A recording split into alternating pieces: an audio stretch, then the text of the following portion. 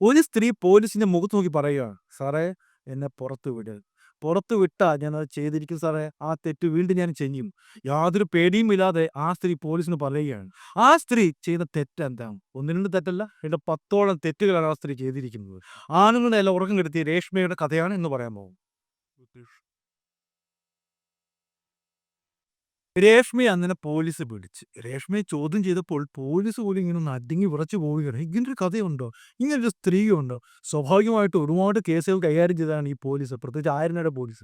ഇങ്ങനൊരു കേസ് ഇതാദ്യമാണ്. യാതൊരു പേടി, യാതൊരു നാണമൊന്നുമില്ലാതെ ആ സ്ത്രീ ഇങ്ങനെ തുറന്ന് പറയുന്നത് കേട്ട് പോലീസ് പോലും ഇങ്ങനെ മൂക്കത്ത് വിരല് വെച്ച് പോയി.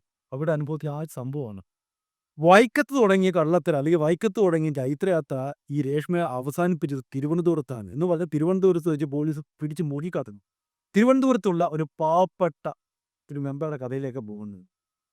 മെമ്പർക്ക് കല്യാണപ്രായമൊക്കെ കഴിഞ്ഞ്. ഇങ്ങനെ ഒരുപാട് ആലോചനയൊക്കെ നടന്നിട്ട് പറ്റിയൊരു പെണ്ണിനെ അങ്ങോട്ട് കിട്ടുന്നില്ല. അങ്ങനെ ഇരിക്കുമ്പോഴാണ് നല്ലൊരു സുന്ദരി കുട്ടിയെ ഈ മെമ്പർക്ക് കിട്ടുന്നത്. പിന്നെ ഒന്നും പറയണ്ടല്ലോ. കാരണം നല്ല വിദ്യാഭ്യാസമുണ്ട്. പോസ്റ്റ് ഗ്രാജുവേറ്റ് ആണ്. ബീഹാറിലെ അധ്യാപികയാണ്. ഇത് മാത്രമല്ല അടിപൊളി പെങ്കൊച്ചാണ്. അങ്ങനെ എന്തായാലും മെമ്പർ കാലം അങ്ങോട്ട് പിടിച്ച്. പെങ്കൊച്ചിന് ഭയങ്കര ഇഷ്ടം. 2 പേരും കല്യാണത്തിനുള്ള തയ്യാറെടുപ്പൊക്കെ നടത്തി കഴിഞ്ഞു. പ്രത്യേകിച്ച് ചെറുക്കൻ്റെ വീട്ടിൽ അതിനുള്ള ഒരുക്കങ്ങളെല്ലാം പൂർത്തിയായി കഴിഞ്ഞു. കല്യാണ മണ്ഡപം ബുക്ക് ചെയ്തു. ആൾക്കാരെ വിളിച്ചു. പെണ്ണിനുള്ള ഡ്രസ്സ് എടുത്തു. അങ്ങനെ എല്ലാ സെറ്റപ്പോടും കൂടി കല്യാണം നടത്താൻ വേണ്ടി ഇങ്ങനെ കാത്തിരിക്കുവാണ്. ഈ ചെറുക്കനും പെണ്ണും എങ്ങനെ പരിചയപ്പെട്ടെന്നറിയാമോ? ഈ പയ്യനാണെങ്കിൽ ഒരു ഉള്ള വെബ്സൈറ്റിൽ പരസ്യം കൊടുത്തു. കാണാൻ സുമുഖൻ, ഇന്ന ജോലി, ഒരു പെണ്ണിനെ ആവശ്യമാണെന്ന് പറഞ്ഞ് പരസ്യം കൊടുത്തു. അതിനകത്താണ് ഈ രേഷ്മ കുത്തിയിരിക്കുന്നത്. അങ്ങനെ എന്തായാലും 2 പേരും പരസ്പരം ചാറ്റിംഗ് ആയി. ആ ബന്ധം അങ്ങനെ മുന്നോട്ട് പോവുകയാണ്. അപ്പോൾ കല്യാണം വരെ ഫിക്സ് ചെയ്തു. പക്ഷേ ഈ പെൺകുട്ടിക്ക് ഒരു നിബന്ധനയുണ്ട്. പെൺകുട്ടിക്ക് ആർഭാടത്തോടൊന്നും ഒരു താല്പര്യമില്ല. ആരെയും അറിയിക്കണ്ട. മാത്രമല്ല ഇയാൾ പഞ്ചായത്ത് മെമ്പറല്ലേ. പുള്ളിക്ക് ഒരുപാട് ബന്ധങ്ങളൊക്കെ ഉണ്ട്. പുള്ളി ഒരു കുറച്ച് പേരെ അറിയിക്കുന്നത് മോശമല്ലേ? അതൊന്നും വേണ്ട. നമുക്ക് ലളിതമായിട്ട് വെച്ചാടാൻ. ഏതോ ഒരു സിവി സന്ദേശത്തിൽ നമ്മുടെ ശ്രീനിവാസൻ പറയുന്നുണ്ട്. അങ്ങോട്ട് രത്നഹാരം, ഇങ്ങോട്ട് രത്നഹാരം. ചെറിയൊരു പൂച്ചുണ്ട്. അത്രയും മാത്രം മതി എന്നുള്ള ആ ഒരു ഉറച്ച നിലപാട് നിൽക്കുവാണ് ആര്? നമ്മുടെ രേഷ്മക്കുട്ടി. അങ്ങനെ ആ പെൺകുട്ടിയുടെ ആ ഒരു വാശി ഇവനും പറഞ്ഞു. ശരി, എന്നാ അങ്ങനെയെങ്കിൽ അങ്ങനെ അല്ലേ. പക്ഷേ അങ്ങനെ ആളുടെ തീരുമാനത്തിൽ മുന്നോട്ട് പോവുകയാണ്. കല്യാണം നാളെയാണ്. പെൺകുട്ടിയെ എറണാകുളത്ത് നിന്നും ഈ പയ്യൻ വീട്ടിലേക്ക് കൊണ്ടുവരിക എന്ന് പറഞ്ഞാൽ ഈ പയ്യന്റെ ബന്ധുവീട്ടിലാണ് താമസിപ്പിക്കുന്നത്. കല്യാണത്തിനുള്ള ചടങ്ങുകളൊക്കെ നടത്തി കഴിഞ്ഞു. എന്തായാലും കല്യാണമല്ലേ ഒരു പുരുഷന്റെ ജീവിതത്തിൽ ഏറ്റവും വലിയ സംഭവം നടക്കാൻ പോവുകയാണ്. ആ പെണ്ണ് പറഞ്ഞ വാക്കല്ല ഈ മെമ്പർ മറക്കുകയാണ്. ഈ പുള്ളി എന്താ ചെയ്യുന്നറിയുമോ? ആ സന്തോഷത്തോടെ കല്യാണത്തിന്റെ വിവരം വാട്സാപ്പ് വഴിയും അങ്ങനെ സോഷ്യൽ മീഡിയ വഴിയൊക്കെ 10 പേര് പുള്ളി അറിയിച്ചു കഴിഞ്ഞു. ആദ്യമേ പറഞ്ഞ നിബന്ധനയാണ്. വാട്സാപ്പിലോ വേറെ സോഷ്യൽ മീഡിയയിൽ തന്നെ ഫോട്ടോ ഇട്ടേക്കരുത് എന്നൊക്കെ പറഞ്ഞ ആ നിബന്ധനയാണ് ഇയാളെ തെറ്റിച്ചിരിക്കുന്നത്. അതുമുതൽ ഈ പെൺകുട്ടിക്ക് ഇയാളുടെ ഒരു വല്ലാത്തൊരു ഇഷ്ടക്കേട്, നാണംകെടുത്തി കളഞ്ഞില്ലയോ, 10 അറിയിച്ചു കളഞ്ഞില്ലേ എന്നുള്ളൊരു കോംപ്ലക്സ് ഈ രേഷ്മ അലട്ടുകയാണ്. പിറ്റേന്ന് കല്യാണത്തിനുള്ള ചടങ്ങ് നടക്കുന്ന സമയത്ത് സ്വാഭാവികമായിട്ടും ഈ മെമ്പറിന്റെ ഭാര്യ അല്ലെങ്കിൽ മെമ്പറിന്റെ ഭാര്യയാകാൻ പോകുന്ന ആളെ തിരക്കി നടക്കൂല ആൾക്കാർ. "നിന്റെ പെണ്ണെന്തില്ല കാണിക്കടാ" എന്നൊക്കെ പറഞ്ഞ് അത് വരുമല്ലോ. പക്ഷെ ഒരു വിധത്തിൽ ഈ പെണ്ണ് ആർക്കും മുഖം കൊടുക്കുന്നില്ല. എന്ന് പറഞ്ഞാൽ ആ മുറിയിൽ ഒറ്റ ഇരിപ്പാണ്. പുറത്തോട്ടും ഇല്ല, അകത്തോട്ടും ഇല്ല എന്നുള്ള സാംബശിവൻ പറഞ്ഞ പോലെ ആ ഒറ്റ ഇരിപ്പാണ്.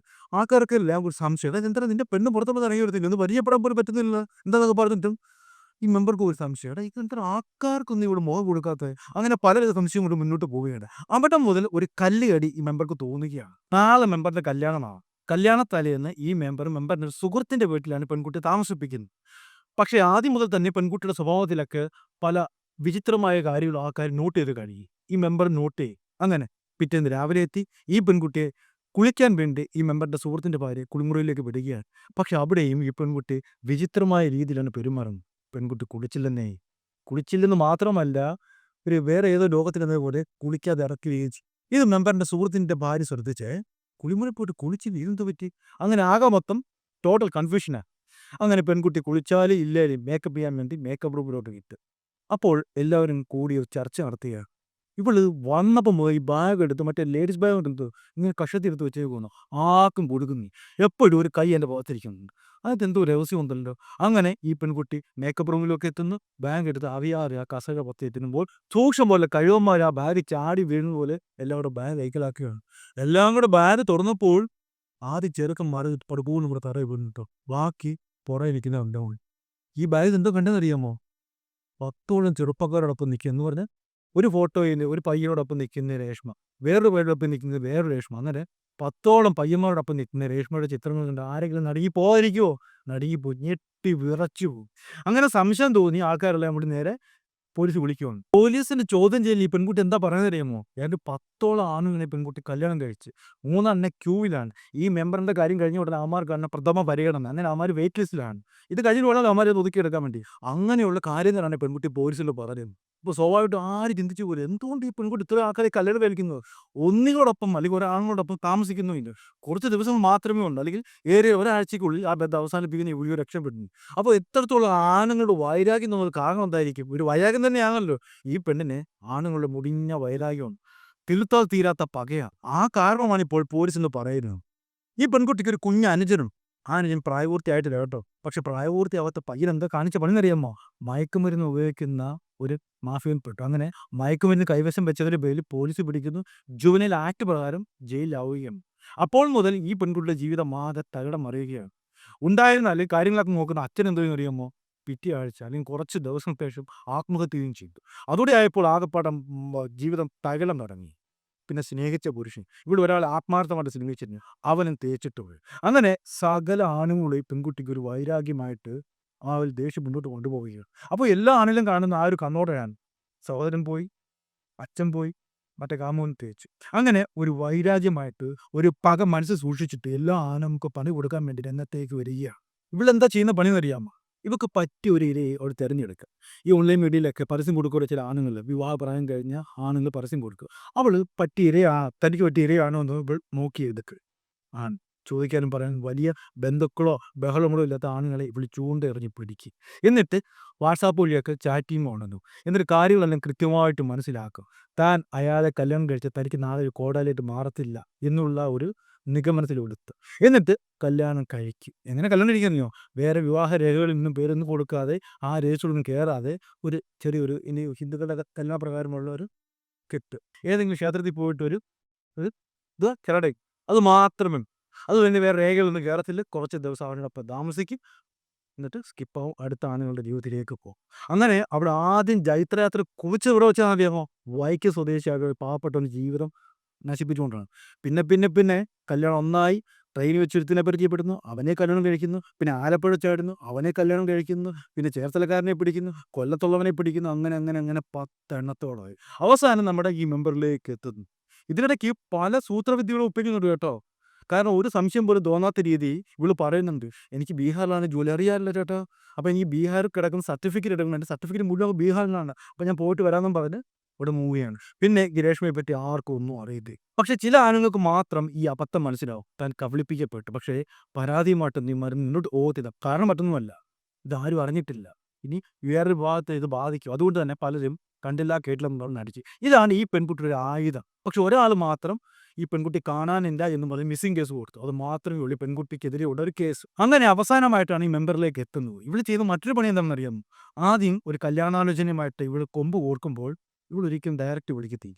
ഇവളുടെ അമ്മയാണെന്നും പറഞ്ഞ് ഇവള് തന്നെ സൗണ്ട് മാറ്റി, ഞാൻ പെണ്ണിൻ്റെ അമ്മയാണ് കേട്ടോ, ഒരു കല്യാണാലോചന പറഞ്ഞ് വിളിച്ചെന്ന് പറഞ്ഞ് സൗണ്ട് മാറ്റി ഇവള് വിളിച്ചു. ഞാൻ കൊച്ചിലെ കൊടുക്കാമേ എന്നും പറഞ്ഞ് ഇവള് പിന്നെ സംസാരിക്കും മോൾ രൂപത്തിൽ. ചേട്ടൻ അമ്മ പറഞ്ഞായിരുന്നു കേട്ടോ എന്നൊക്കെ പറഞ്ഞ് വളരെ സൗമ്യ രൂപത്തിൽ ആളുമാറിയുടെ കളിയാണ്. ഈ സംസാരത്തിൽ അപ്പുറത്തേക്ക് കക്ഷി വീഴുകയാണ്. നല്ല ആശയവിനിമയ ശേഷിയുള്ള പെൺകുട്ടിയാണ്. അത്രയ്ക്കും അടിച്ചിടാനുള്ള കഴിവാണ് ഈ പെൺകുട്ടിക്കുള്ളത്. ഈ പെൺകുട്ടിയുടെ വലയിൽ ബിസിനസ്സുകാർ, കലാകാരന്മാർ, IT ഫീൽഡിലുള്ളവർ, ഗൾഫുകാരൊക്കെ പെട്ടിട്ടുണ്ടെന്ന് അറിയാൻ കഴിഞ്ഞത്. പക്ഷേ ഒരു പ്രത്യേകത എന്താണെന്ന് വെച്ചാൽ ഈ പെൺകുട്ടി ഒരിക്കലും ഒരാളുടെ പൈസ അടിച്ചു മാറ്റിയതായിട്ടോ സ്വർണ്ണം അടിച്ചു മാറ്റിയതായിട്ടോ അല്ലെങ്കിൽ ലൈംഗികമായിട്ടുള്ള താല്പര്യം കൊണ്ടാണ് അവരെ സമീപിച്ചതായിട്ടോ ഒരു തെളിവുമില്ല. പിന്നെ എന്തായിരിക്കും? ഒരു പകവീട്ടൽ. ഈ പെൺകുട്ടി ജീവിതത്തിൽ ആണുങ്ങളെല്ലാം നഷ്ടപ്പെട്ടല്ലോ. പ്രത്യേകിച്ച് അച്ഛൻ, സഹോദരൻ, കാമുകനൊക്കെ നഷ്ടപ്പെട്ടതുകൊണ്ട് അതിൻ്റെ വൈരാഗ്യത്തിലാണ് ഈ ആണുങ്ങളെ ഇങ്ങനെ തേച്ചൊട്ടിക്കുന്നതാണ് പോലീസിൻ്റെയൊക്കെ ഒരു കണ്ടെത്തൽ. എന്തായാലും ഈ പെൺകുട്ടി മറ്റൊരു കാര്യം കൂടി ചെയ്യുന്നുണ്ട്. ഈ ആണുങ്ങളുണ്ടല്ലോ, 10ഓളം ആണുങ്ങളുണ്ടല്ലോ, വിവാഹം കഴിച്ചവരുണ്ടല്ലോ, ഇവരുടെയൊക്കെ വീടുകളിൽ ഇടയ്ക്കിടെ ഈ ഫോൺ വിളിക്കും. ഇന്നാള് സുഖമായിട്ടിരിക്കുന്നോ? എവിടെയാണ്? ഞാൻ ബീഹാറിലാണ് കേട്ടോ, ഞാൻ ഉടനെ താമസിയാതെ അങ്ങോട്ട് വരും എന്നൊക്കെ പറഞ്ഞ് ഫോൺ വിളിച്ച് ക്ഷേമാന്വേഷണമൊക്കെ നടത്തുന്നുണ്ട്. കാരണം എന്താ അറിയാമോ? ഇവരിപ്പോൾ എങ്ങനെയാണ് ജീവിക്കുന്നത്, അമ്മാര് തൂങ്ങിച്ചത്തോ അറിയാൻ വേണ്ടിയായിരിക്കും ഒരുപക്ഷേ ആ പെൺകുട്ടി വിളിക്കുന്നത്. എന്തായാലും വല്ലാത്തൊരു സ്വഭാവമല്ലേ. ഇങ്ങനെയുള്ള ആളെ നമ്മൾ കേട്ടിട്ടുണ്ടോ? ഒരിക്കലും കേട്ടേ. ഒരു വല്ലാത്തൊരു മാനസിക വൈകൃതം പറ്റിയുള്ള ഒരു പെൺകുട്ടി. എന്തായാലും അവസാനം ചട്ടി വീഴുന്നു കേട്ടോ. മെമ്പർ മിടുക്കനായതുകൊണ്ട് പെണ്ണിനെ തപ്പിയെടുത്ത് ചട്ടിയിലാക്കി. എന്തായാലും മെമ്പർക്ക് ഇരിക്കട്ടെ ഒരു സല്യൂട്ട്. ഒരു കാര്യമുണ്ട് കേട്ടോ. പക്ഷെ അധികം താമസിച്ച പെൺകുട്ടിക്ക് ജാമ്യം കിട്ടും. വലിയ കേസൊന്നും അല്ലാത്തതുകൊണ്ട്, പരാതിയൊന്നും ഇല്ലാത്തതുകൊണ്ട് അതിതാമസിയാതെ ജാമ്യം കിട്ടി പുറത്ത് വരും. പക്ഷേ പോലീസ് ഇവിടെ പേടിക്കുന്ന കാര്യം എന്താന്നറിയാമോ?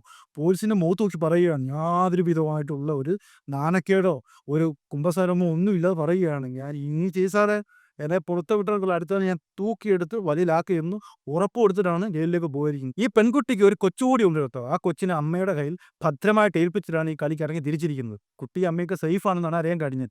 എന്തായാലും ഈ പെൺകുട്ടിയുടെ ഫോട്ടോ ഒന്നുകൂടി ക്ലോസ് ചെയ്ത് കാണിക്കുമെന്ന്. നാളെ ഒരുത്തന് ഈ പെൺകുട്ടിയുടെ ചട്ടയിൽ വീണിട്ട് കണ്ണീരും കിനാവുമായിട്ട് നടക്കില്ലെന്ന് മാത്രം ഓർമ്മിപ്പിച്ചുകൊണ്ട് ഇന്നത്തെ എപ്പിസോഡ് അവസാനിപ്പിക്കുന്നു. നന്ദി, നമസ്കാരം.